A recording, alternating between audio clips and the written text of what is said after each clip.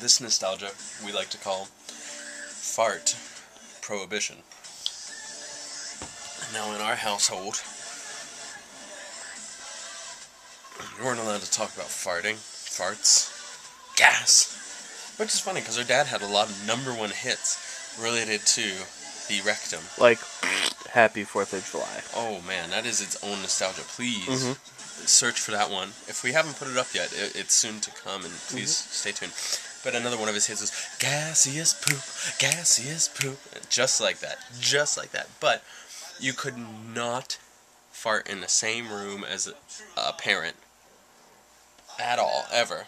If you did it at the dinner table, you were reprimanded the first time. The second time, you were threatened with punishment. And you couldn't laugh at farts because our dad, not our mom, our dad was like, okay, that's just distasteful. That's my paraphrase, of course, but it's just like he was not having it.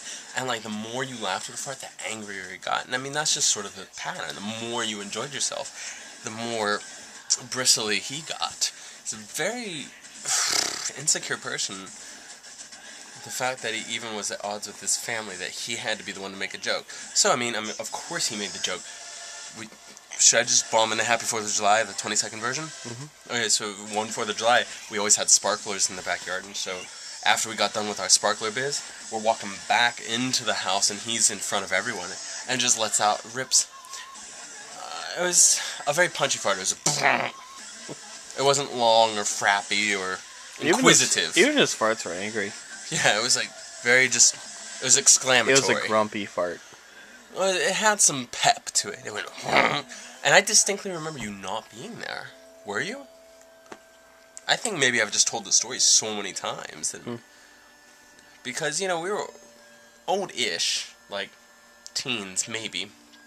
We enjoyed it because he went, Happy 4th of July. It was hilarious. How's that not a funny joke? That's a great joke. But we couldn't fart at the dinner table. You couldn't talk about it. You couldn't talk about bodily functions of any kind, really, ever, anywhere. And you would get told that that's in poor taste, or that's disgusting, or that's inappropriate. And I mean, farting was amongst the worst. Because it was ridiculous. You know, it goes part and parcel with just being ashamed about everything about yourself. And very much and more so, the natural parts of yourself you should be the most ashamed of. Not the psychological parts. Well, not as much the psychological parts. But when we'd have like family night, like playing games and stuff that's just supposed to be very freewheeling. I understand at the dinner table, it can be some sort of a mechanical thing. You know, you're just supposed to eat and go, and you know, that kind of talk at the dinner table can offend some people's senses. I get that. But like when we're playing board games or something, you couldn't even make a good fart joke. No matter how well timed, no matter how clever, how sharp, how topical. I think part of the thing was that we tried to innovate new fart jokes and try to make them funny because they were so funny to us. We thought that would break their harsh exterior, and Dad enjoyed fart jokes because one of the few things he latched onto very, very tightly was Ren and Stimpy. Sure. Way back, and that was like 60% fart jokes.